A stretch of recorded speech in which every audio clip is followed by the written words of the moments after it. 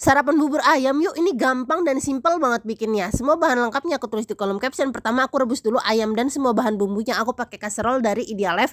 Dan ini anti lengket dan muatannya gede banget sampai dia mendidih, lalu kita goreng ayamnya ya, pisahin sama kuah kaldunya. Sampai kecoklatan lalu suwir-suwir, sisihkan. Next aku haluskan bahan bumbu halus pakai chopper dari Idealef, pisaunya tajam banget dan dia juga lowat ya, Bun. Aku tumis sampai harum dan matang, lalu masukkan bumbu-bumbu lainnya sambil diaduk-aduk ya. Next aku masukin kuah kaldu ayam yang aku pisahin tadi.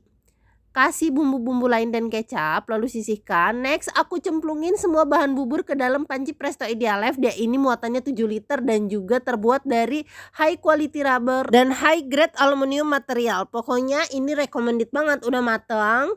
Terus keluarkan uapnya, kita angkat deh, liatin cakep banget kan hasil buburnya, siap disajiin deh. Buburnya pakai kuah yang udah kita bikin tadi dan juga ayam suwir. Bisa juga ditambahin kerupuk sama kacang kedelai kalau kalian suka ya, sama sambelnya juga. Yuk bikin buat sarapan.